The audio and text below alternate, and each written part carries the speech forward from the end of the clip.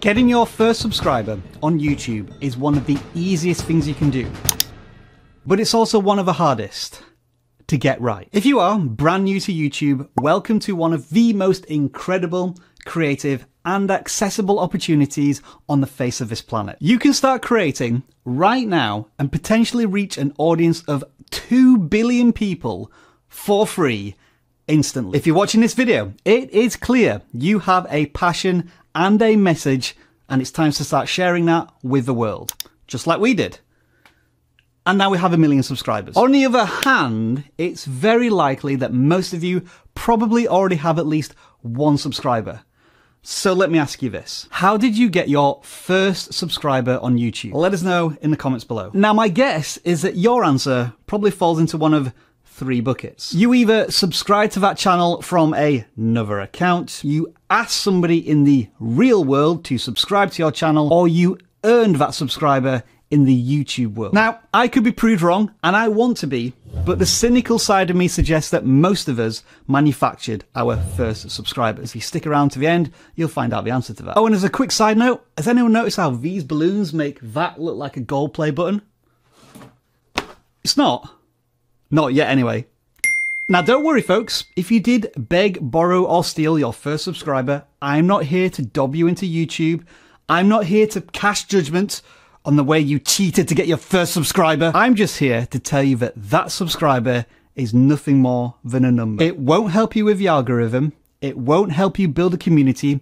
It won't help you grow as a creator. Unless, of course, your friends and family not only love you, but they also love your content and watch every single video that you publish. And that's the key difference. 99.9% of your viewers will care about the value of your content first before they care about you. And when you earn that subscriber, naturally and organically through your videos, it will feel all the more sweeter, and that subscriber is more likely to become a return viewer. But let's not complicate things with return viewers. That's a topic for later on in this series. Now, some may argue, and reasonably so, that getting subscribers early on is simply a means to an end. For example, 1,000 subscribers for monetization. All right, fair enough, but are those subscribers gonna help you when you get there? For example, YouTube have just massively reduced the subscriber requirements to go live on the YouTube mobile app from 1,000 subscribers to 50 subscribers. And it's not unrealistic to think that you could get to 50 subscribers without making any content. You just ask as many people as you can in the real world to subscribe to your channel.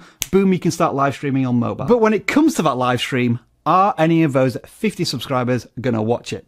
No, you're just going to be talking to an empty room, which is ironically what I'm doing right now. Let's be honest about this.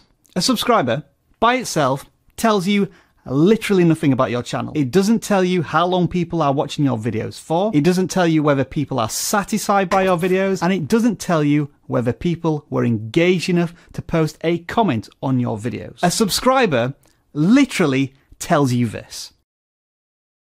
And that's it. Now, yes, I will agree that I am being a little flippant here. The more subscribers you earn through hard work and good content, the more valuable the data you get from them will be. But you need a good sample size of good subscribers to get good data. But on the other hand, if they all just press that red button and don't do anything else, they ain't much use to you. Here's what I'm trying to say. Your first subscriber represents your first opportunity to demonstrate your dedication to your YouTube journey. There's an easy way to do this that's very quick to do, but it's not going to help you out in the long run, not in the slightest. And then there's the hard way, but the right way. To start making content and continue to make content until it's good enough to persuade somebody, a complete stranger, to commit to your channel. And that is the birth of your YouTube community. That is the start of your YouTube journey. And what a shocker, I was right. Most of us didn't earn our first subscriber through content. We took the easy way out. And with a hindsight of experience, we all admit it was the wrong way to start. This is it, the creative opportunity of a lifetime. Decide on what audience you want to reach on YouTube and start talking to them. And I guarantee you the subscribers will take care of themselves. If you're watching a video like this, it's likely because you have goals you're trying to achieve on YouTube. Maybe that's 1,000 subscribers and channel monetization, or maybe you're thinking big picture and you'd like to get that silver play button. Let's take a step back though. if you don't understand your audience, who your content's actually for, these goals could be impossible to ever reach. So today, I don't want to focus on getting your first 100, 1,000, or even 100,000 subscribers.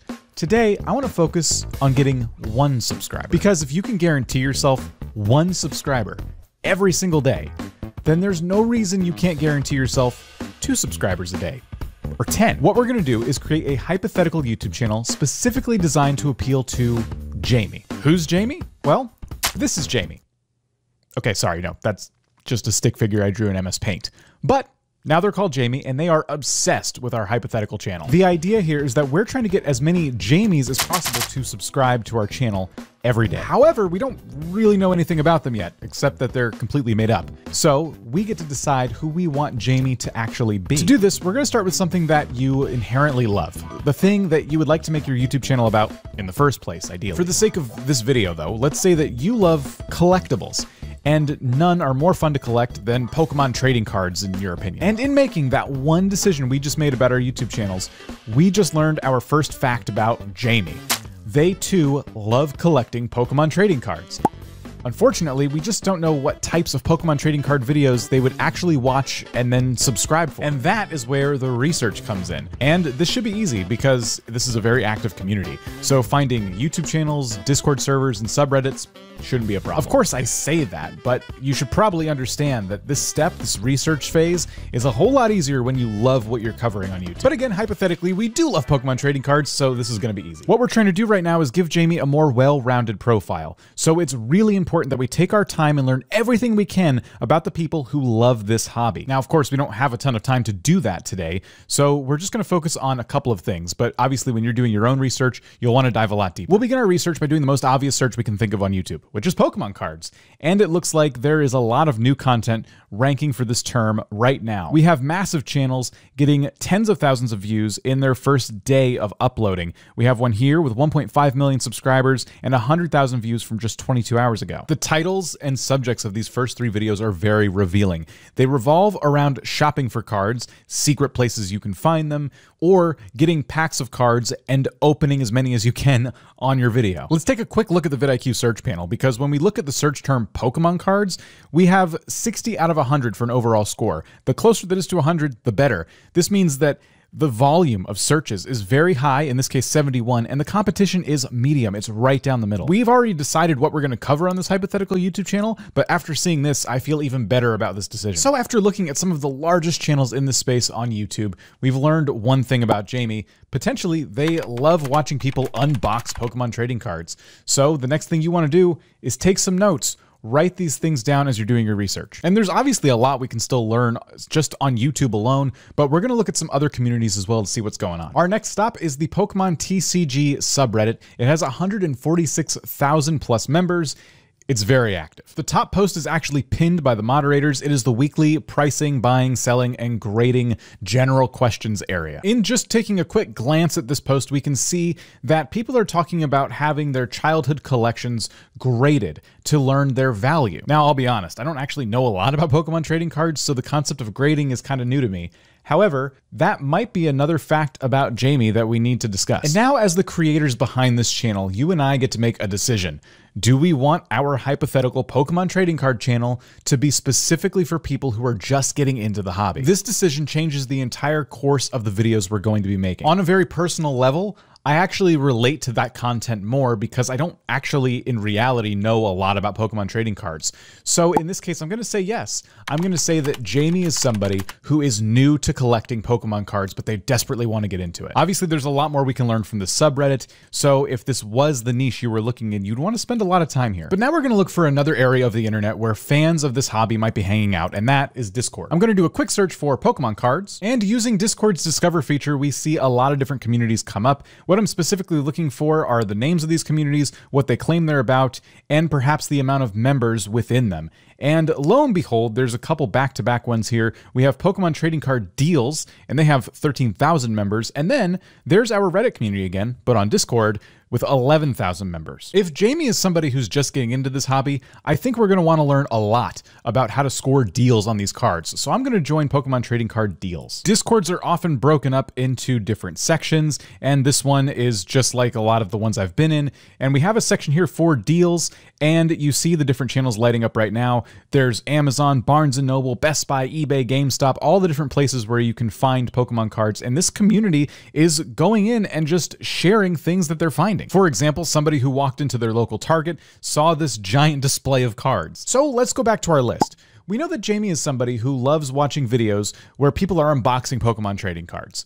We also know that they're very new to the hobby of collecting Pokemon trading cards, and therefore, they're probably going to be out there looking for deals. Another thing I learned while searching through that Discord server is that Pokemon cards can be incredibly expensive. In seeing that, it kind of leads me to another philosophical question about Jamie.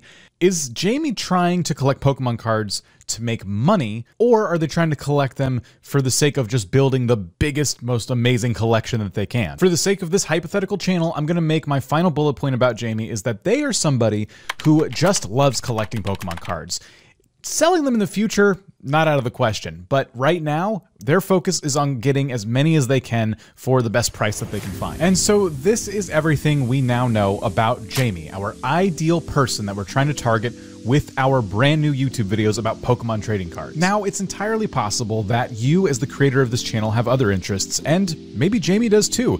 Maybe you love hiking, cooking, reading, or trading stocks. But in all the research we just did, that never came up. None of that has been confirmed about Jamie, our ideal viewer. So let's stick with what we know. And going forward, that means our next video and videos in the future are going to be about a few different things. We're going to be doing card unboxings. We're going to be making videos about finding the best deals on Pokemon cards. And maybe we'll make some videos about products. Things you can use to protect your cards and maybe display them in a cool way. Those types of videos appeal to a very specific audience. And thanks to the research we just finished doing, we know that there are thousands of people across multiple communities that would watch these types of videos. And now your job is to get one of those people, just one, to subscribe to your channel every single day. And with that all in perspective, getting just one subscriber a day, or one Jamie a day in our case, seems more than doable. In this video, I'm going to show you how to get your first 100 subscribers.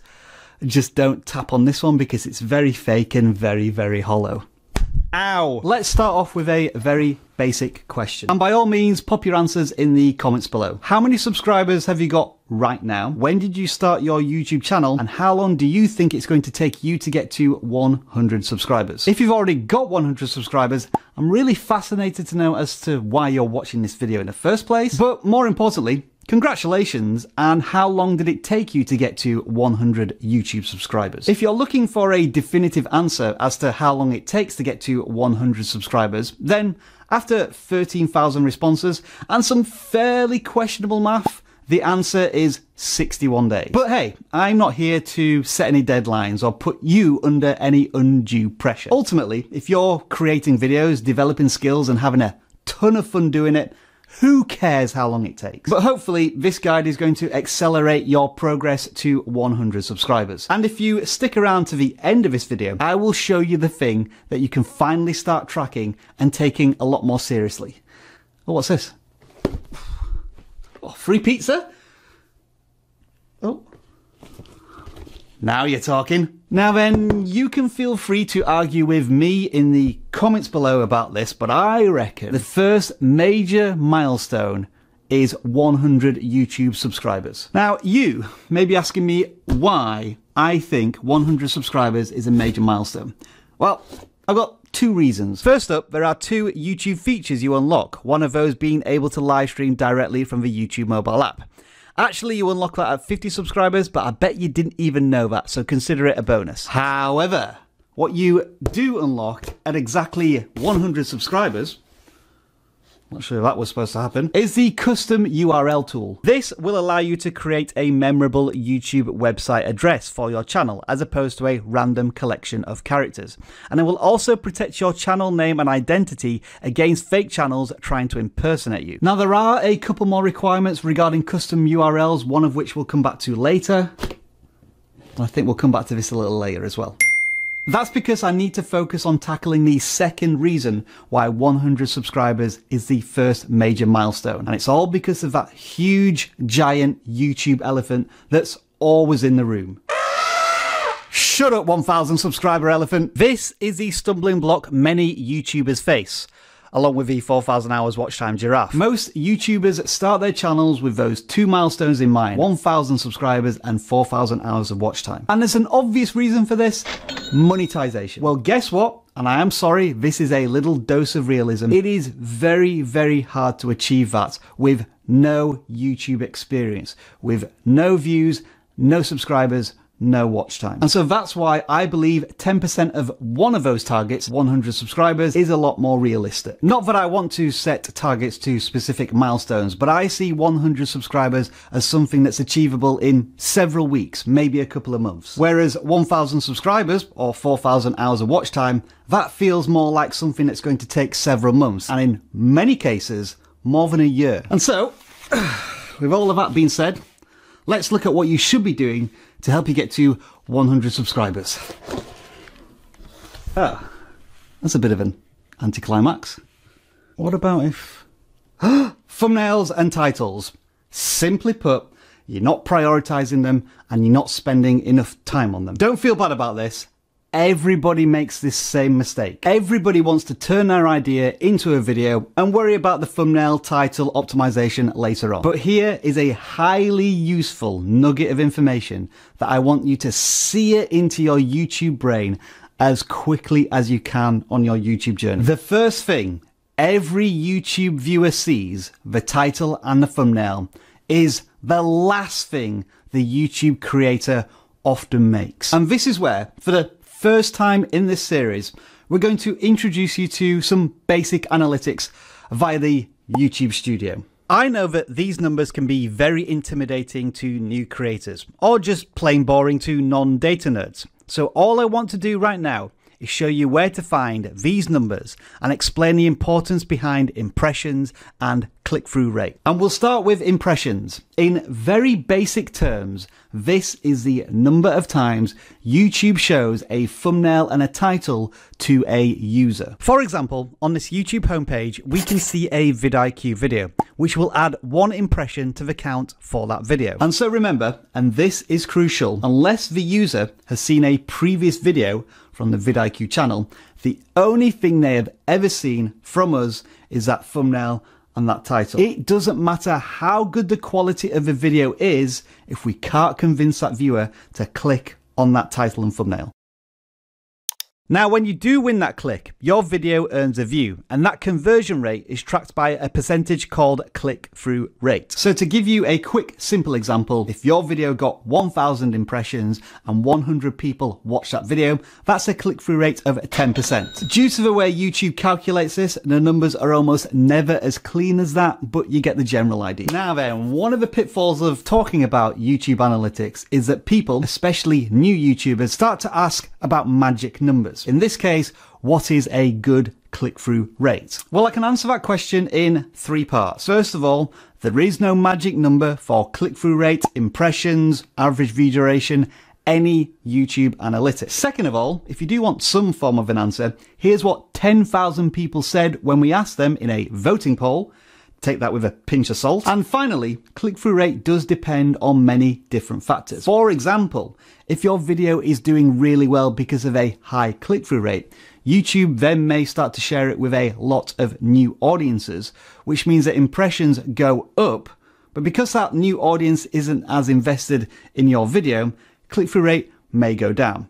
Yeah, it gets a little complicated. But the point I'm ultimately trying to get back to is this. Your click-through rate, in all circumstances, even for the very best creators, is a relatively small fraction of your impressions. It is incredibly hard to get somebody to click on one of your videos because there is so much competition on YouTube, and damn good competition at that. So forgive the obvious pun here, but first impressions on YouTube really do matter. Throughout this series, we're going to go into the intricacies of thumbnails and titles, but let's start with some very basics. Because I think you're probably not spending enough time on thumbnails right now, here's what I want you to do going forward. However long you're spending on your thumbnails right now, be it 10 minutes, 20 minutes, 30 minutes, spend twice as long in the future. This could come in the form of making the thumbnail, sleeping on it, and then returning to it the following day with a fresh perspective. Or instead of making just one thumbnail,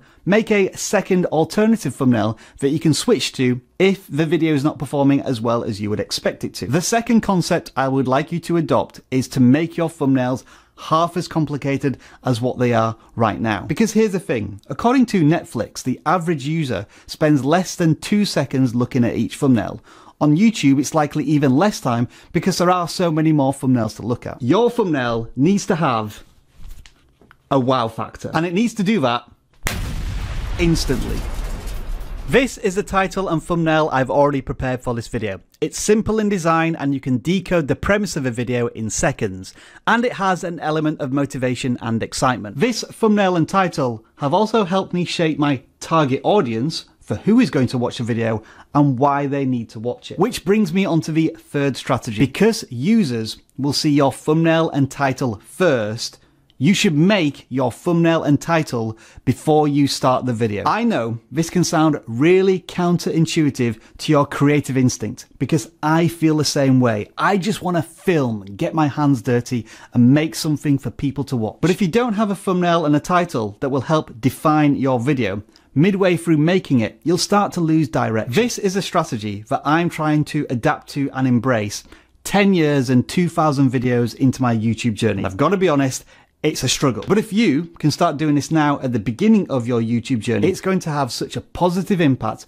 on the general structure of your videos going forward. Oh, and by the way, if you are watching a video and you really enjoy it, you'll likely want to see that thumbnail as a reminder as to why you clicked on it. So if you download vidIQ, we'll add that along with loads of other data to every single video on YouTube. You can even take this research to the next level by using the thumbnail preview tool. Simply write your title in this box and our tool will compare the thumbnail and title against videos already ranking for that term. It's a great way of seeing how your video matches up to direct competition or random competition when the video is displayed on the YouTube homepage. And it does all of this before you even press publish, giving your video the best opportunity to succeed. Anyway, that was thumbnails. Let's now take a look at titles, and blooming heck, this thing is heavy. A good thumbnail will stop the swipe, while a good title will seal the deal and earn that click. We will revisit title strategy in more detail later on in the series, but these are the basics behind a good title. If that title creates tension, raises a question, provides a solution, contradicts expectation, you're setting the viewer up for something that only will be resolved if they watch the video. Oh, and I should mention, we've got another vidIQ tool that can help you out with this. Once you download vidIQ and start publishing videos, our daily ideas tool will suggest up to 50 video ideas every single day. These are based on titles that have already proven to be successful on YouTube, and you can choose to save or dismiss each idea as you see fit. You can even research each title idea to view successful and similar videos, see what type of thumbnails work, and even watch how good videos within a topic are made. Alright, do you remember when Dan said this? This is everything we now know about Jamie, our ideal person that we're trying to target with our brand new YouTube videos about Pokemon trading cards. Those types of videos appeal to a very specific audience. And thanks to the research we just finished doing, we know that there are thousands of people across multiple communities that would watch these types of videos. And now your job is to get one of those people, just one, to subscribe to your channel every single day. What Dan does in that video is create the ideal viewing candidate for your channel. And then, with that knowledge, making a video that entertains, educates, and inspires that ideal viewer. And this is where that strategy is going to start paying off through consistency. Wow, look at the size of this thing. And look at how thick it is. This is a phrase that you're going to hear a lot, and it relates to so many YouTube fundamentals. So let me tell you why it's important in this situation. The YouTube algorithm, which I want you to call from this day forward the YouTube recommendation system, is designed to maximize long-term viewer satisfaction. So when you satisfy a viewer with a video, your goal should be to satisfy that same viewer with your next video. Because what YouTube will then do is find similar viewers to watch that video. And for where you currently are in your YouTube journey, this is what that viewer is going to do next when they're satisfied by one of your videos. They're going to see what else you've made on your channel. And by this point, you've probably got 5, 10, 20 videos. And so if that viewer finds something else on your channel that satisfies them, that is another very positive signal to YouTube. At the same time, if that viewer enjoys what you've already made, they're going to anticipate what you make next, which means that you should do your absolute best to hit that viewer's sweet spot again. So if you do make a video about collecting rare Pokemon trading cards, or you're on a weight loss journey through a vegan diet, or you've made a travel vlog on how to visit Disney parks on a budget, or you're explaining your experiences as a first-year teacher in an elementary school, or you're educating people on how to grow their YouTube channels, and your audience reacts well to it, then make similar, relatable, relevant content. Now, some of you are probably still not convinced that channel focus and consistency are the way forward. And that's understandable because you probably haven't yet experienced the benefits of doing this, and that is momentum. So this might be the moment where you start to take a little bit of time away from creating and applying it to a little bit more research time. You were likely inspired to start a YouTube channel by watching a successful creator within your video topic. So very simply put, your research should start there. And I found out through a little bit of research that Rick prepared this YouTube play button for us. Thanks, Rick. When you do this research, have something at hand to make notes on the following questions. Why did I click on the video? Why did I watch all or most of the video? Why would I watch another video from this creator? Now, I'm not telling you to do this to try and replicate what MrBeast does. He is a very talented and very experienced creator with a huge team supporting him. How the best creators do what they do are things that you likely don't have the skill sets or the budget for yet. But if you can start to answer why these creators do what they do, then you start to understand the strategies behind the success. And that is what you can start implementing into your content. Let's take MrBeast's insanely popular Squid Game video as a research example. Alright, so you probably don't have a couple of $1 million to spare and the clout to pull together 456 people to play the game. That's some of the how behind the success of a video.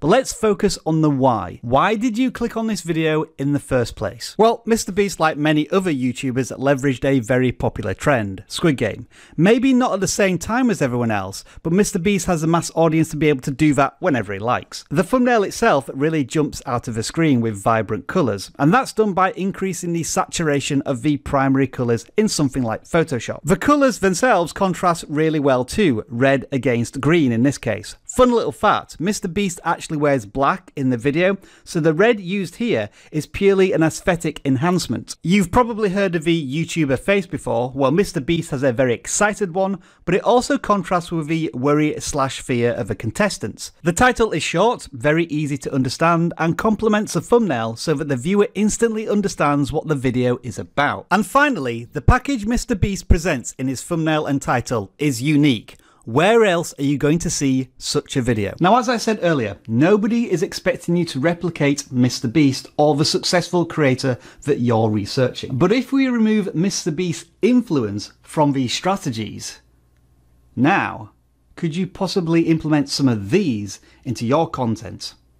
I think it's possible. Or if it isn't yet, you can start to figure out how to do some of these things. Now then, while you lot return to the topic of custom URLs, I'm going to figure out where I'm going to put this on my shelves. To unlock your custom URL, not only do you need 100 subscribers, but you also need to upload a profile picture and banner to your channel. When you first start out, nobody is going to visit your channel page, but as your content spreads out to a wider audience, more and more people are going to do a bit of research on you. And so when people do finally come across your channel page, that banner is really going to help with your messaging. Its goal should be able to tell a person whether or not they're in the right place almost instantly. Now again, just like thumbnails, it's probably worth doing a little bit of research on how successful channels make banners, but what you'll usually find is a couple of common themes. The first one being the hero or heroes of a channel usually take center stage, be it a personality, objects relating to the channel, or brand associations. The design, themes, and colors used in a banner will tend to match the thumbnails to reinforce branding. The idea behind this is that no matter where on YouTube you encounter the creator, you know instantly who they are. You may also see a value proposition. This is a quick one-sentence elevator pitch designed to tell the viewer who should be watching and why. I would say that if you share similar beliefs to this channel, you get pretty pumped by this value proposition and watch their content, right? Whoa! Yeah, hot take here. Command strips clearly just don't work. A banner should instantly communicate to the user what the channel is about.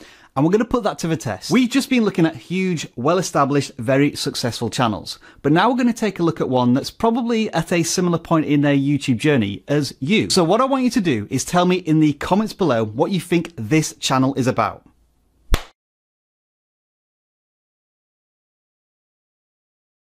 And that's all you're getting, because the average visitor to your channel is only going to give you 5 seconds to explain what it's about. But having said that, you got the general gist of this channel, didn't you? That's an example of an effective banner. So once you've created a channel banner and you're ready to upload it, this is where you will do it in the YouTube studio. And don't worry, we'll be building up the rest of your channel later on in this series. Don't know what else to do with it. Now, finally, after taking on all of the strategies from all of the videos, you've hit 100 subscribers, I am officially giving you permission to do this. With 100 subscribers and likely thousands of views at this point, you are taking your first real steps towards making money on YouTube. And this page will keep you up to date with your progress. As long as you set your location, of course.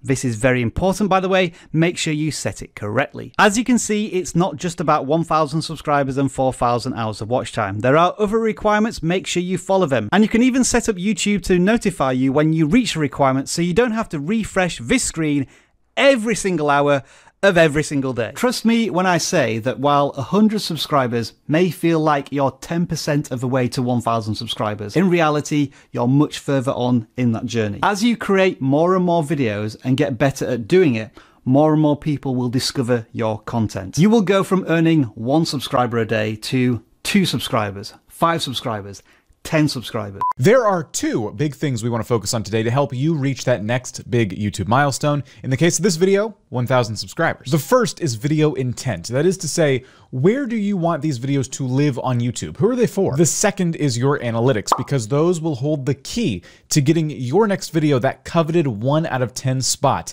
in your YouTube Studio dashboard. We're going to start by oversimplifying where a video lives on YouTube once you hit publish. Because in my opinion, there are 3 main buckets your content can be placed, and you as the creator actually have a lot of control over which ones you want it to live in. And yes, a video can live in more than one of these at a time. For the sake of this video, the 3 main buckets are search, the home feed or the browse feed, and YouTube Shorts. Search-driven videos, such as how-tos and guides, can introduce a lot of new people to your channel over time. Those searchable videos may even show up in your regular viewers' home feeds. The problem with that is that if your regular viewers aren't looking to solve that particular problem at that particular time, they won't click on it. And thus, it will leave the home feed for them, probably forever.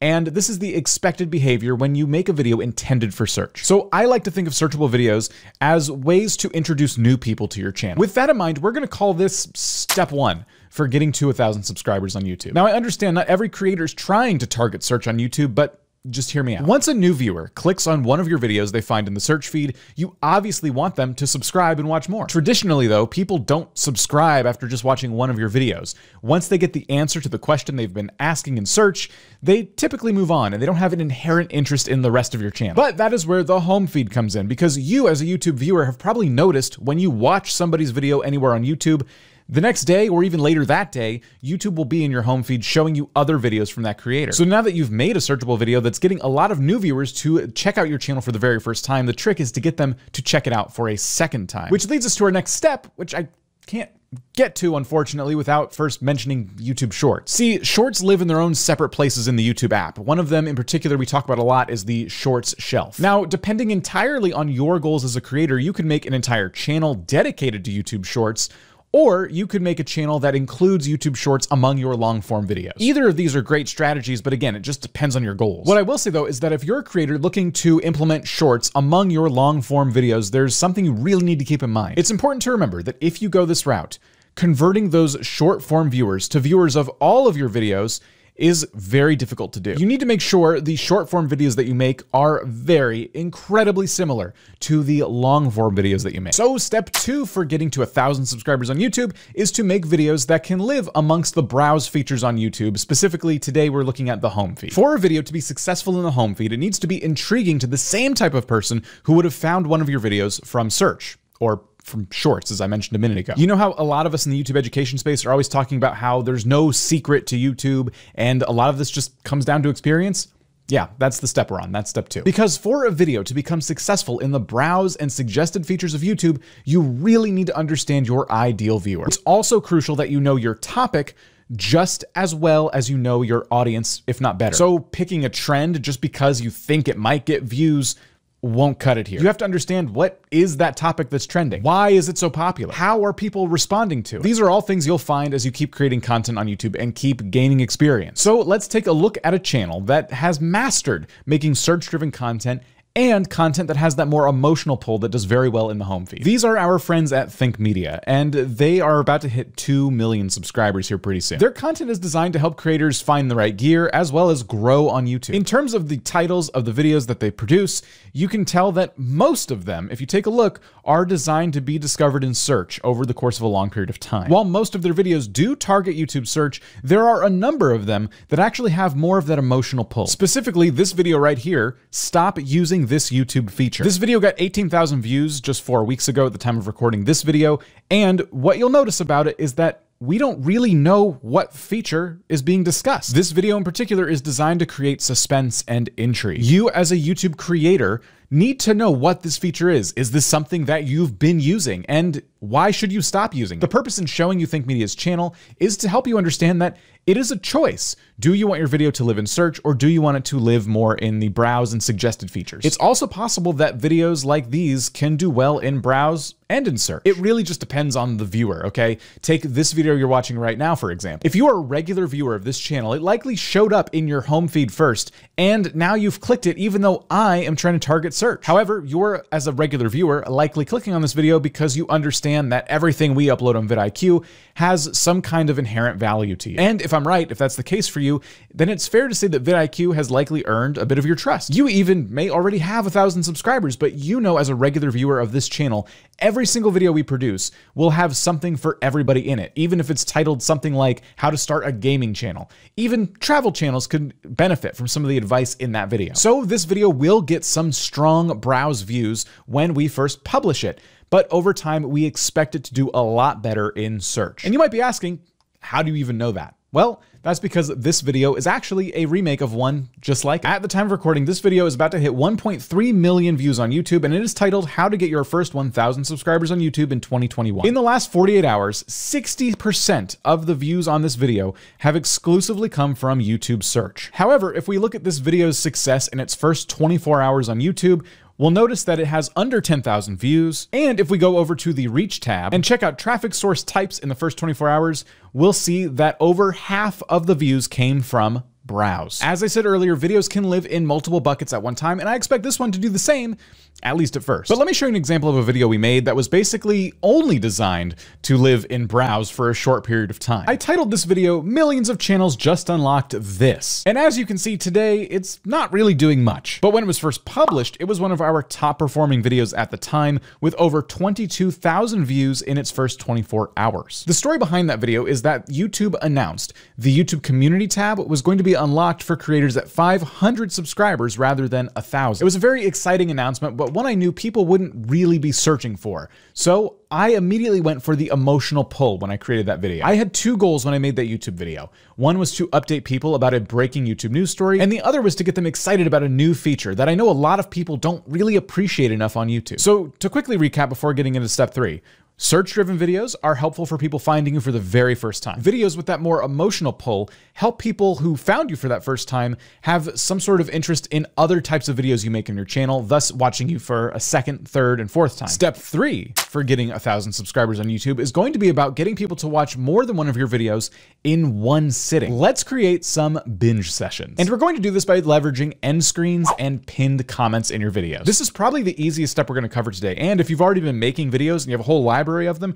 After you watch this, you can go in and start setting this up for yourself. When recording videos, what I want you to get in the habit of doing from now on is, instead of having a boring outro screen, I want you to invite people to watch the next video. Specifically, the next video that's going to be relevant to them. How do I know if a video is relevant to the audience that is watching the current video? Great question. If they're watching the current video, they're going to want to watch something similar next. So to do this at peak efficiency, what you want to do is know exactly which video you're going to push people to before you start recording. If you want to see an example of how this is done, just stay tuned to the end of this video. But the most important thing to remember about this technique is that the next video you push people to needs to be relevant to the interests of the person watching the current video. And doing this also helps keep your entire channel very focused. It causes you to put your content into categories, and then hopefully those categories into playlists. So if you're a travel channel, those categories might be the different places you visit. If you're an art channel, maybe you have a whole category for painting and a whole category for sculpting. So someone who's watching a sculpting video probably isn't going to want to watch a painting video next. So you would invite them to watch the next sculpture video that you do. By now, I think you're starting to catch on to my strategy for getting to 1,000 subscribers on YouTube. A lot of it just comes down to preparation and consistency in the type of content you make. Another thing you can do to prepare for getting more views and subscribers: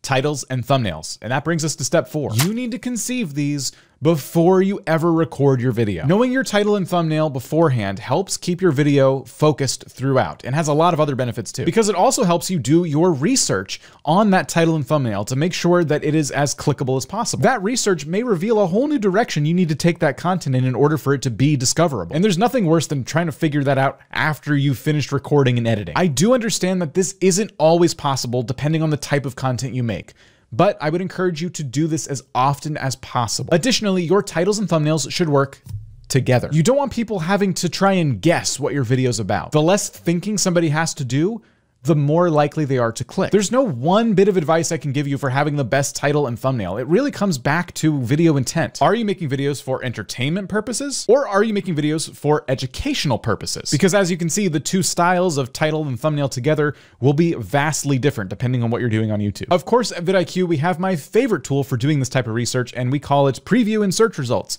All you need to do is type in the title or search term you want to rank for on YouTube and click preview in search results. Now you can do this before you ever publish your video, but once you click this button, it's going to show you what your video would potentially look like amongst the top ranking videos for that very same search term. Do the title and the thumbnail that you made for this video stand out amongst the crowd? If it happened to rank in the #1 spots on YouTube, is it going to be enough to have people click on it? Now, earlier I said experience on YouTube is everything. Learning from your past videos will help improve your strategies going forward, and of course, help you along your way to 1,000 subscribers. Welcome to step 5.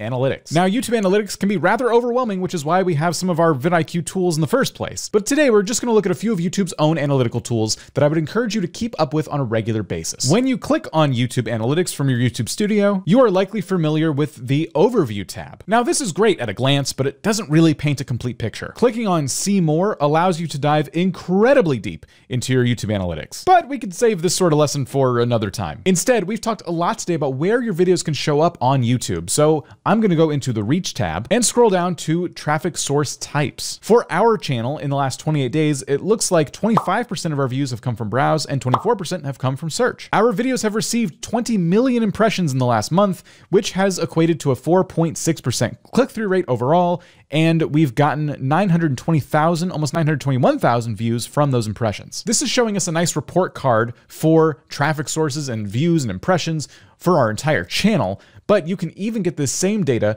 on a video by video basis. But there's a new tool YouTube recently rolled out that I really want to show you. If you go into your Audience tab and scroll down to Videos Growing Your Audience, you get some very revealing information. These videos are specifically being called out for helping new viewers return to our channel. I would encourage you to check this out for yourself, because these videos are the ones that you need to be doubling down on. Speaking of returning viewers though, if you scroll up from here, this is probably the best graph you can find on YouTube to understand just how many people are watching your channel on a regular basis. Putting your cursor on any given day will show you exactly how many people watched your videos who returned to your channel and how many watched your videos who were brand new to your channel. So in this video, I'm going to show you how to get to 10,000 YouTube subscribers. But it all starts by doing something you may hate and not fully understand. You need to stop worrying about this.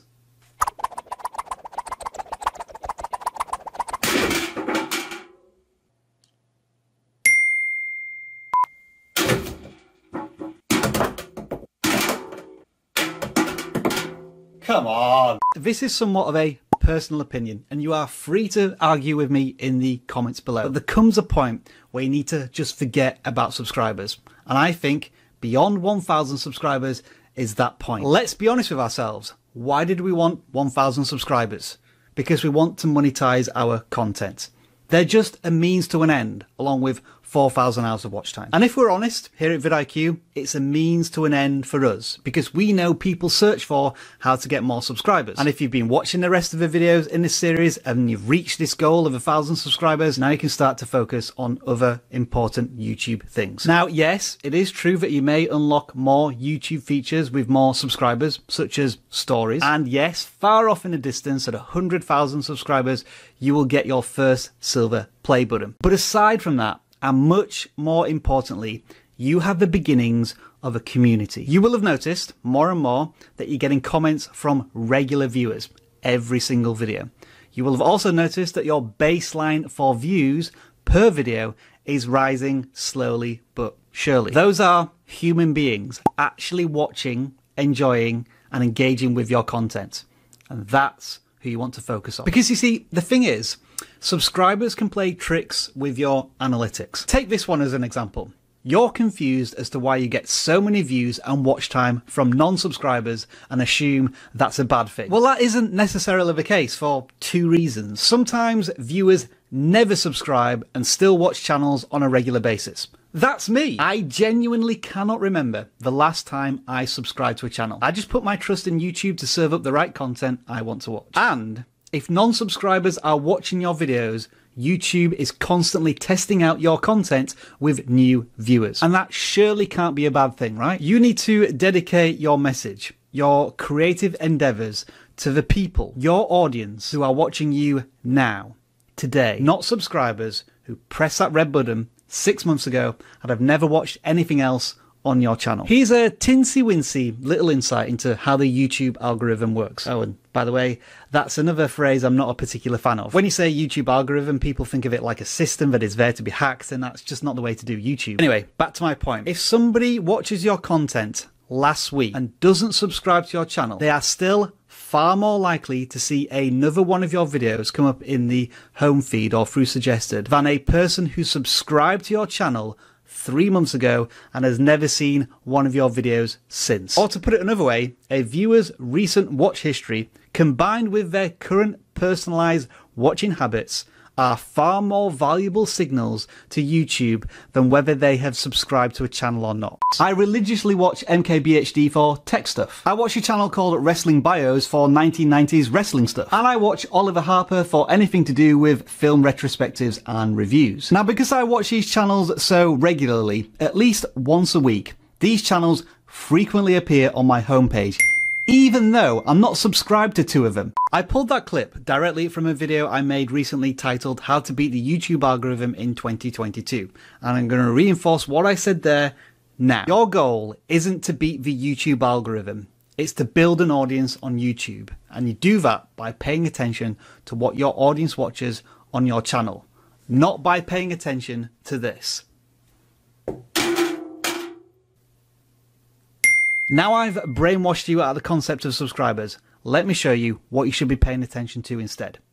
Return viewers. I believe this to be one of the most insightful tools in the YouTube studio, and by now your channel should have enough data to display it to you. It basically shows you how many viewers brand new to your channel watch you every day, along with how many return to watch another video on your channel, regardless of whether they have subscribed to you or not. Obviously, when you publish new videos, these two lines will spike, and so it illustrates how effective you are at reaching new audiences and maintaining the audience you already have. Now, in a perfect world, you would want every single new viewer to transition into a return viewer as YouTube goes out to find more new viewers, and that would build up your core audience very, very quickly. We have seen examples of this, particularly in the YouTube Shorts space. Jake Feldman grew his channel to 10 million subscribers and billions of views within the space of a year. And just look at how many of his new viewers transition into return viewers. Now, there is a caveat here, and I do love using the word caveat. Certain channels will find it very difficult to retain an audience over a long period of time. Education and how-to channels are a prime example of this. People usually just want an answer to a question, they get it from a video, but they're not willing to commit more time to your content. Variety channels struggle with this same challenge. Only certain videos may appeal to the viewer, or the channel is chasing trends and the latest news stories that maybe interest the viewer once, but not again. In these situations, the views will certainly be more spiky, sometimes even viral. Now let me stress, this isn't the wrong way to do YouTube, it's just a different approach with more risk and more reward. But if you want to grow your channel more consistently, more reliably, then return viewers is where it's at. And this is almost the perfect example of a small channel doing just that, slowly building from nothing but consistently producing valuable content for their audience that slowly builds over time. We know this because it's our return viewer data from our Russian vidIQ channel. Первый серьезный этап на YouTube – набрать 100 первых подписчиков. Начинаем. I literally have no idea what I'm saying. As another quick example, this is the data from the main vidIQ channel in the last 90 days, and it seems to suggest that as we have been more successful at bringing viewers back to our content, YouTube is now more willing to test our videos with new viewers. Admittedly, this is somewhat anecdotal evidence from a single channel, but your channel, which now stands at over 1,000 subscribers, should have a decent amount of data, enough for you to start detecting patterns in your channel when it comes to your audience. And if you want to know how the YouTube algorithm is treating your channel, then look no further than this panel, which again you should now have enough data to see. If these are the videos viewers are watching from other channels, then this is what YouTube is recommending against your content. And so again, here's another itsy bitsy journey into the YouTube algorithm. YouTube knows from its billions of data points that if a viewer watches video A, they are then likely to watch video B, C, D, or E. Because of this, it is your job as a content creator to make videos that form the connective tissue of your topic. At a recent conference, this YouTube employee, his name is Todd by the way, said what the algorithm is designed to do is follow the audience and make them happy. That is exactly the same as what you need to do, which is why this data is so helpful. It's also why this data is handy too. You can follow your audience onto brand new channels that create content similar to you. And this is where vidIQ can offer a helping hand. Once installed, you can use this button to add any channel to your competitor list and track their best performing videos. Remember, you share these audiences, so it makes sense to make similar content, but with your own approach, style, opinions, and personality. You have already proven with the subscribers you've earned, and more importantly, the views you've gained, that you can capture an audience. Now, your responsibility is to keep them satisfied, to keep them watching, to keep them on the YouTube platform. Another tool worth checking out is Daily Ideas, again from vidIQ. This will suggest up to 50 video ideas every single day based on the type of content you create. Hey there, YouTube monetization, increasing subscribers, YouTube updates. I do that type of stuff. And yeah, reused content can be a big monetization problem. I should probably make a video about that. Good idea. When we started this series about getting more YouTube subscribers, we didn't want to talk too much about analytics, numbers, metrics to begin with. When you first start a channel, these analytics can be quite daunting and difficult to understand. And because you have such a small sample size, the data can be a little sketchy. And as we've highlighted throughout this series, we don't want you to stress too much about the numbers. But now that you have over 1,000 subscribers and you're working towards 10,000 subscribers, you have the right to good data. And because you now have hundreds, if not thousands of hours of experience behind you, you have a better understanding as to what to do with this data. As well as a wealth of experience and good data, what you also likely have on a platform now is a decent amount of time, which enables you to reimagine your best content. So what we're going to do this time is go into the advanced analytics of the YouTube Studio. I would like you to change the time period to the last 90 days, and then we want to look at the traffic sources of data for your channel. The next thing I want you to do is click on the suggested videos traffic source, because this is going to show you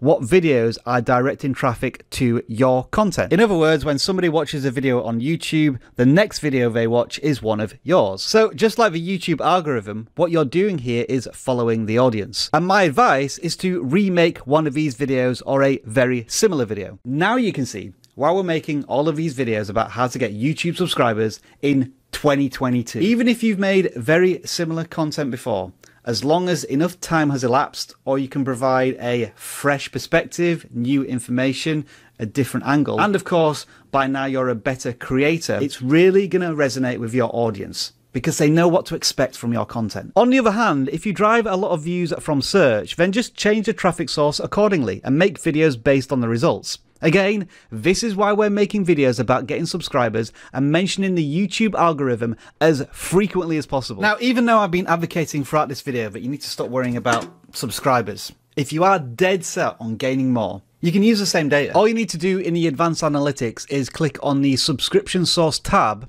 and then click on YouTube watch page, and then this will show all of the videos on your channel that are generating subscribers for you. And yet, I can see the irony here as well. The more videos we make about how to get subscribers on YouTube, the more subscribers vidIQ get themselves. But the ultimate point I'm trying to make here is that given where you are in your YouTube journey, you shouldn't need to worry about subscribers anymore. You've reached that magical number that unlocks so many possibilities, 1,000. You've monetized your content if you've got 4,000 hours of watch time. If you really start to focus on your target audience, that ideal viewing candidate that Dan talked about at the very beginning of this series, I guarantee you subscribers will take care of themselves. I'm not going to tell you to stop asking people to subscribe in your videos. Just don't let it get in the way of the value of the content. I'm not going to tell you to get rid of these subscribe call to action lower thirds, other than to say I stopped using them after we hit 1 million subscribers and we've noticed absolutely no difference in the amount of subscribers we gain. What I will tell you is this: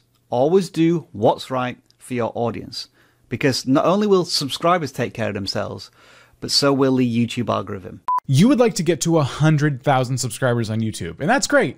What I need you to do first is stop asking for subscribers. Getting to 100,000 subscribers is about developing the perfect content strategy. By now, you know the best way to grow on YouTube is by simply focusing on your audience. You know exactly who they are.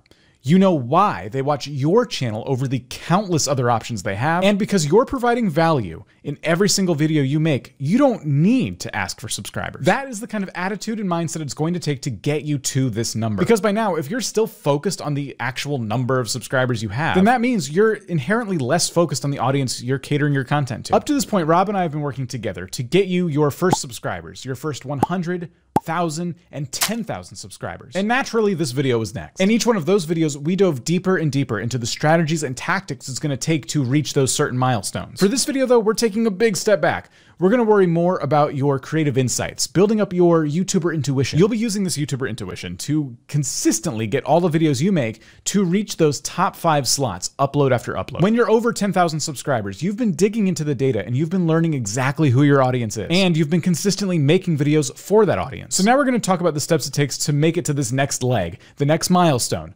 100,000 subscribers. The silver play button. When you're finally getting things established on your channel and you're making a consistent amount of videos and getting a consistent amount of views, it's tempting to not upset the balance, if you will, right? And as a result, it becomes really easy to get kind of stagnant, not just in the growth of your channel, but in the types of videos you're making. Let me explain real quick what this might look like. Let's say you're at a point in your YouTube journey where any video that you publish gets about 3,000 to 6,000 views within the first 24 hours. You consider this your minimum. You will always get this amount of views. This is your core audience. But an average video, the views you expect to get are more consistently 10,000 views in the first 24 hours. And then every so often, you have a breakout video, one that gets 100 to 200K views plus in the first couple of days after it was published. And those are the views you hope to get every single time you upload, but that's the part you're still trying to figure out. You're still trying to get that secret sauce down. Now, these numbers aren't actually made up. These are similar to the numbers that I see on one of my personal channels, which at the time of recording is at about 30,000 subscribers. And although I am referencing this channel right now, I'm not going to share too much because I do have a work-life balance to maintain, you understand. Anyway, with numbers like these, I think any creator would be very happy. That's thousands and thousands of people you're reaching every single month with your content. And chances are, if you're getting that many returning viewers,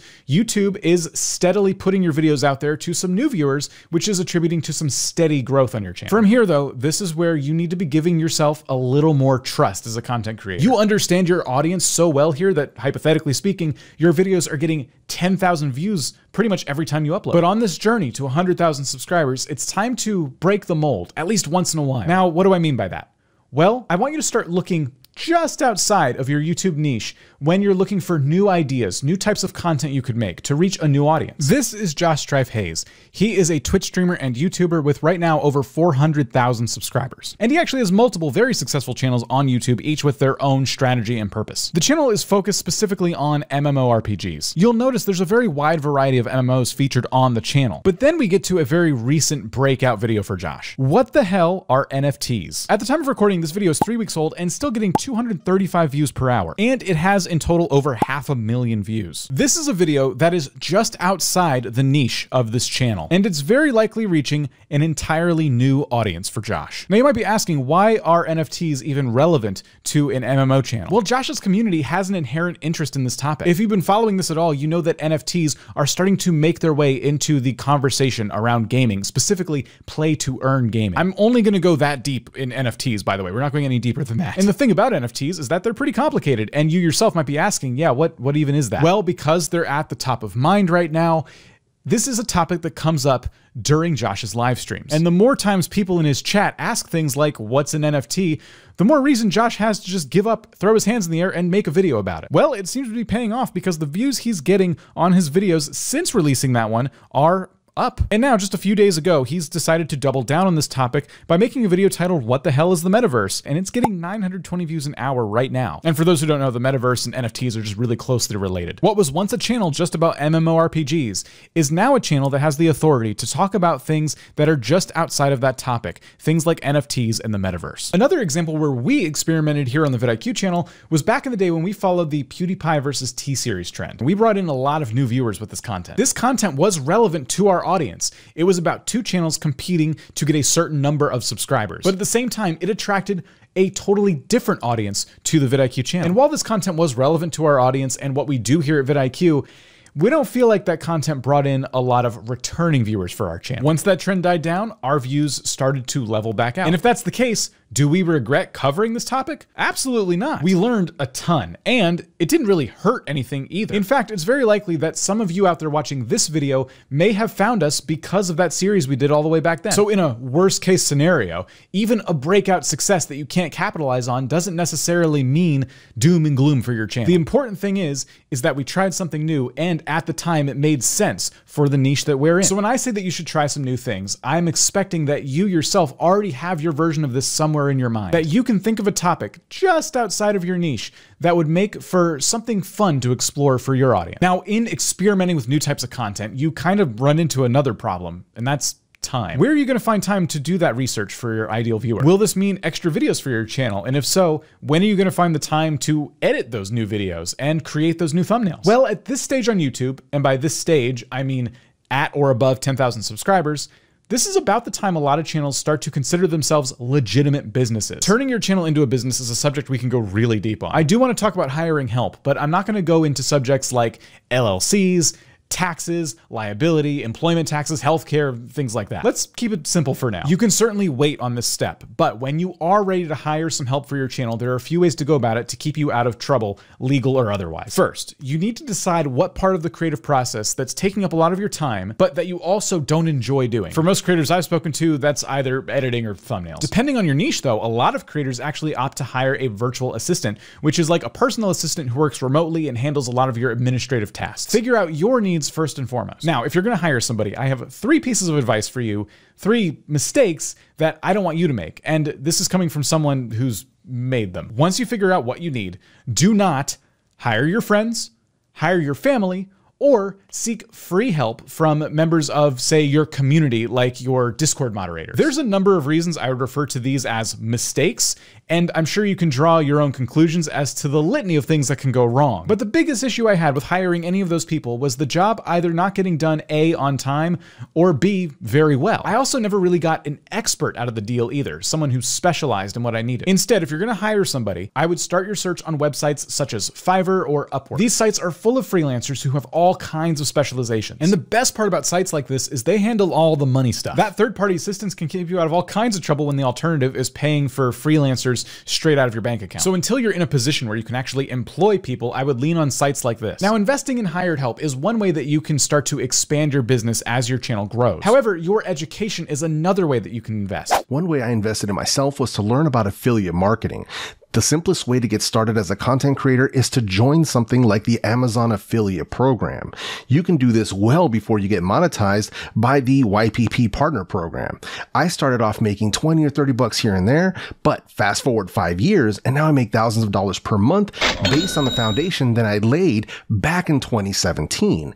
Now, mind you, this is only one method of monetizing your content outside of YouTube AdSense. There are many more avenues of revenue to pursue once you decide to to invest in yourself and in your own future. That was Jeff, and he is one of the coaches here at vidIQ. We have a new product called group coaching, and if you're interested, the link is down below. Attendees have access to at least 2 one-hour calls every single month. They also have access to a private community with the other creators in the group. Regular calls with our coaches include really deep dives into YouTube strategy and tactics. And the goal behind all of this is to turn hobbyist YouTubers into business owners. So if that's something you're interested in, again, the link is down below, and it's certainly a way that you can invest in your YouTube future. The next thing we have to talk about is branching out, because when you're at tens of thousands of subscribers on YouTube, this is about the time you could start thinking about making content outside of the platform. Now, no matter how big your channel is, I don't want you to get carried away here. However, by now, you should have taken your chosen YouTube handle and at least reserved it on some of the big social media platforms like TikTok, Twitter, Instagram, etc. And I probably don't need to tell you the importance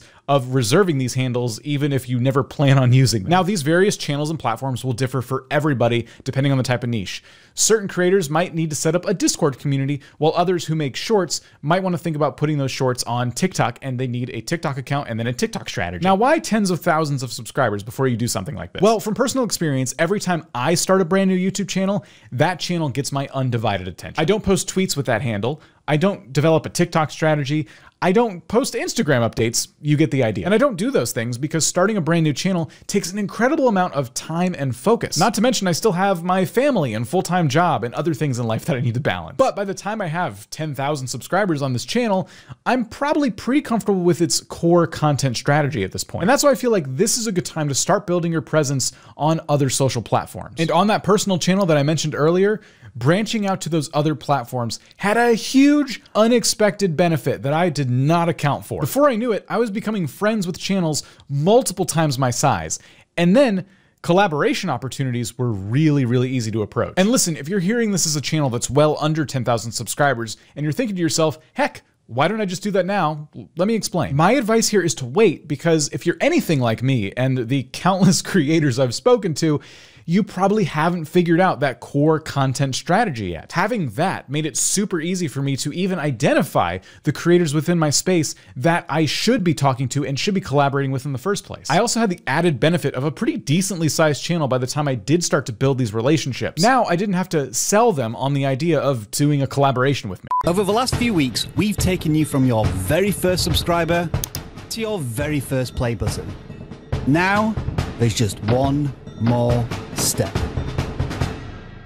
A couple of facts about this here play button. First of all, it's not made of gold, it's made of brass. Having said that, it's a lot heavier than you might think, and it's clearly not designed for IKEA shelving.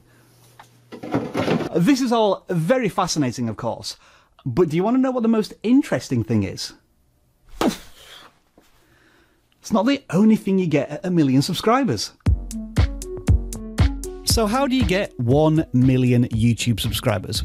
Well, we now, of course, can speak from experience, but I do want to stress this. Reaching such an incredible landmark is very much dictated by personal experience, the individual journey that creators and their team have been on. The way we've reached 1 million subscribers is very different from every other creator, because to do it requires an incredible amount of time, perseverance, failures, experiments, and so many decisions that no path to 1 million subscribers will ever be the same. So in this video, we're going to show you how vidIQ got 1 million subscribers. It may not be the best way, it may not be the quickest way, but somehow we made it. But it all starts with, well, yeah, just how rubbish we were at getting 1 million subscribers. To date, more than 8.5 million people have pressed the subscribe button on the vidIQ channel, but 500,000 of those have subsequently pressed it again and unsubscribed.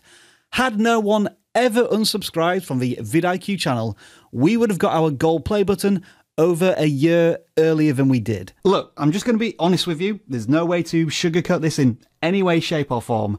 Subscribers are incredibly fickle. A large proportion of subscribers will often watch one of your videos for a minute and say to themselves, yeah, this is pretty good, subscribe to it. 45 seconds later, they close down the video and never watch another thing from your channel ever again. And even more subscribers simply stop watching. And when that happens, you get it in the ear from the classic YouTube troll. This channel's got 1 million subscribers and it's only getting 20,000 views.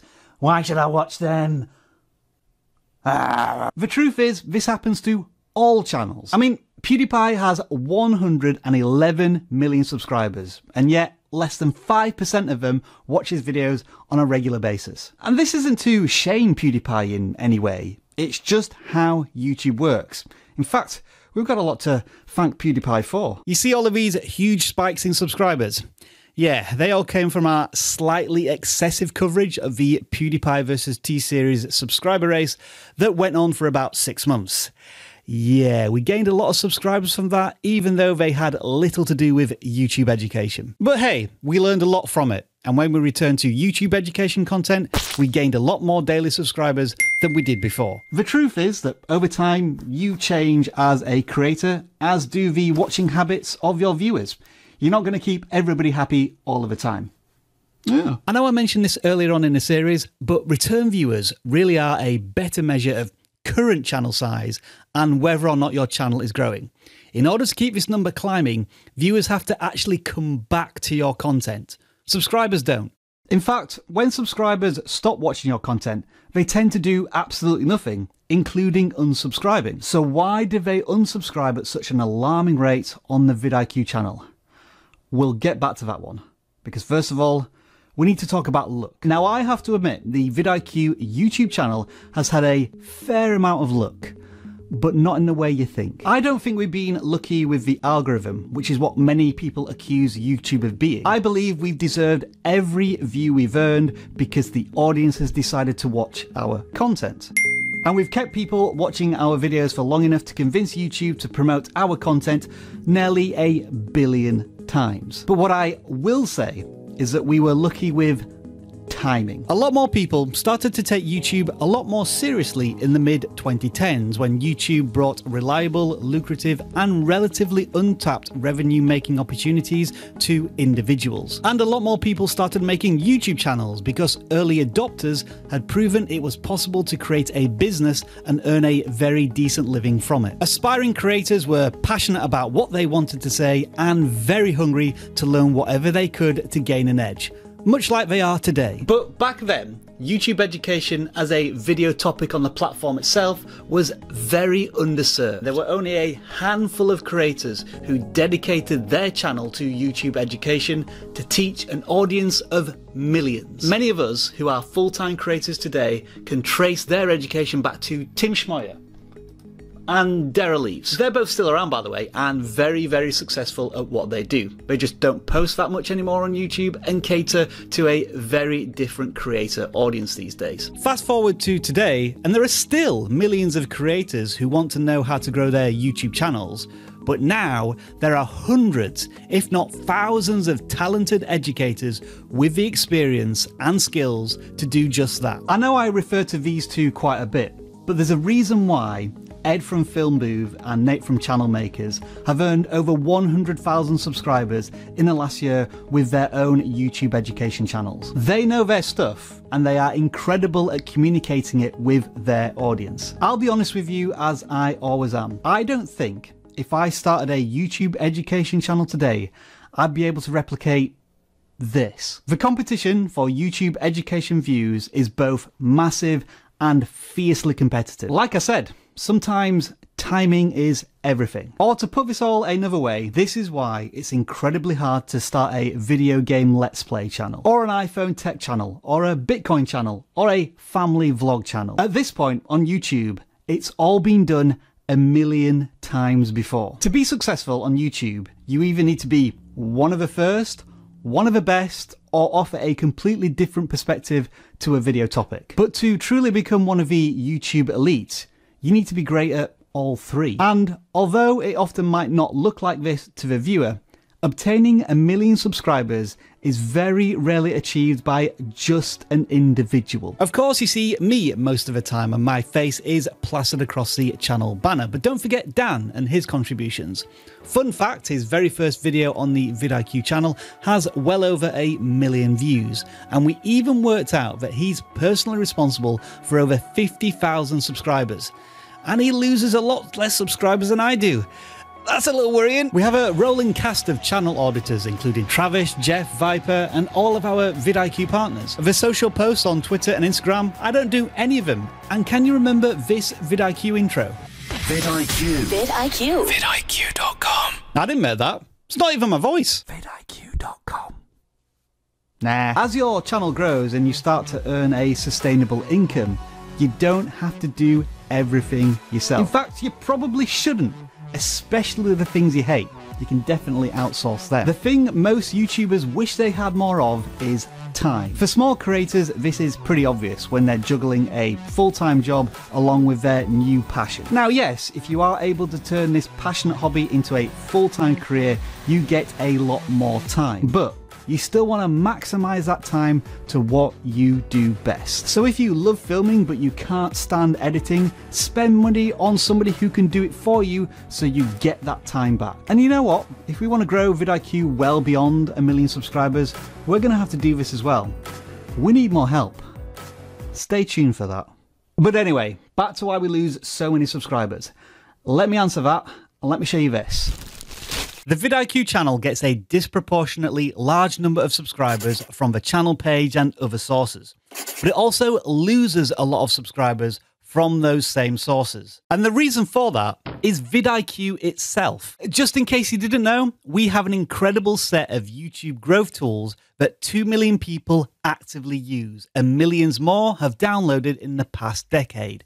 And for years, new users have all been fed through this workflow. Oh, would you look at this? It's a letter from Susan congratulating us on 1 million subscribers.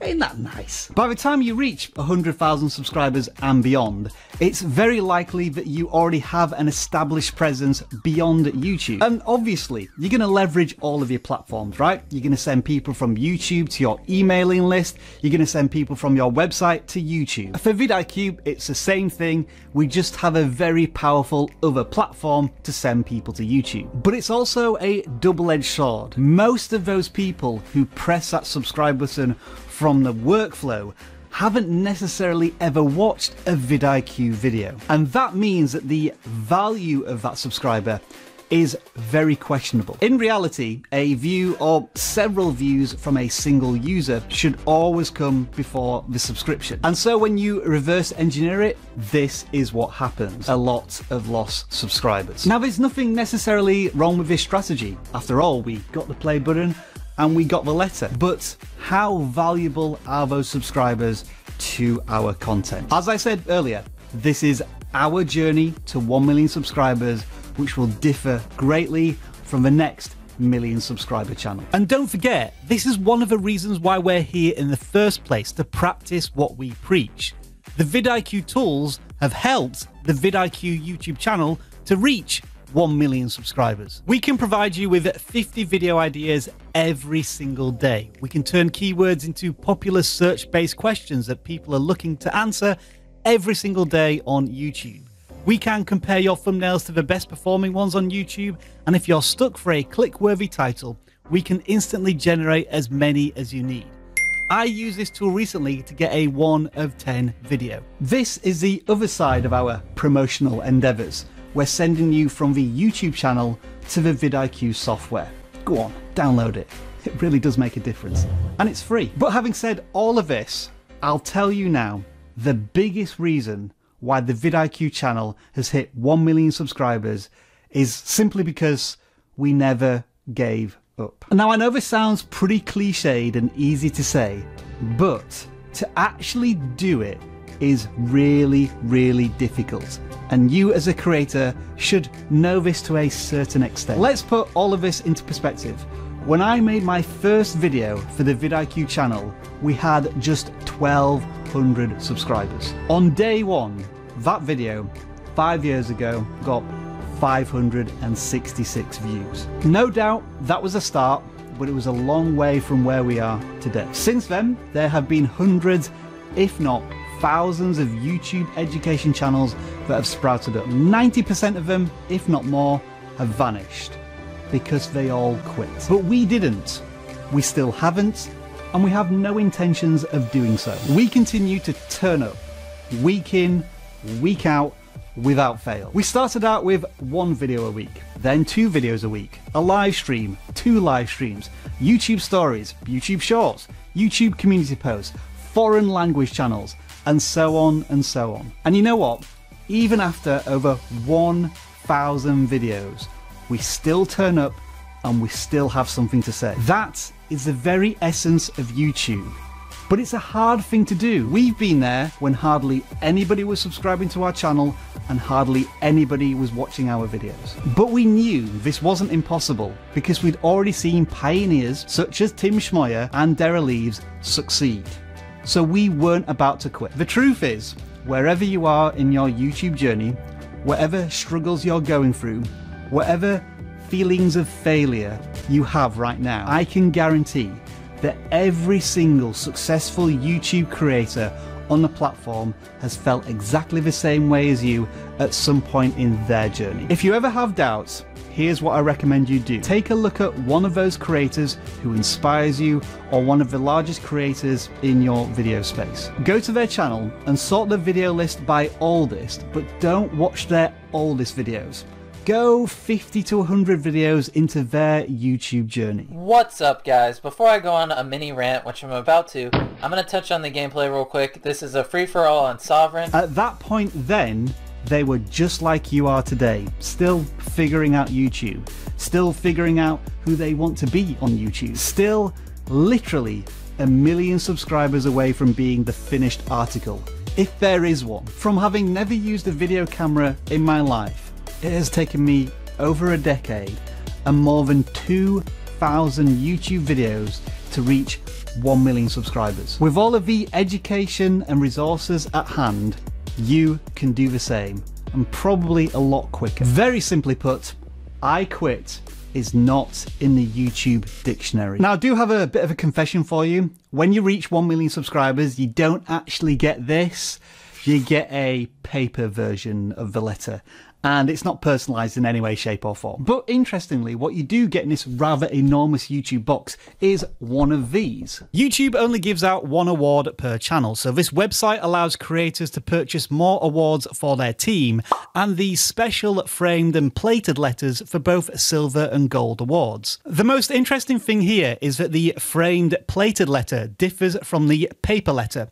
So what I recommend you do is rewind this video 10 seconds and play it back at 0.25 speed. So you can read it and we get enormous amounts of watch time. Oh, and if you're curious to know how much they cost, these are $50, whereas one of these is $450 before tax and shipping and handling. But in all seriousness, all of this isn't achievable without one crucial element: the community.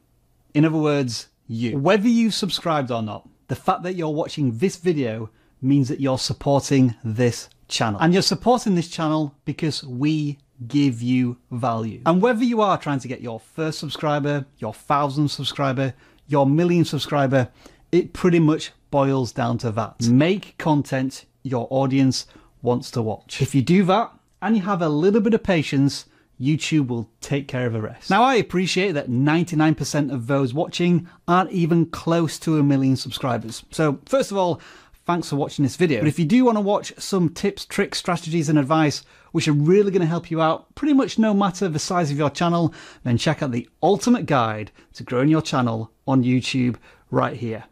Thanks for watching. Take care.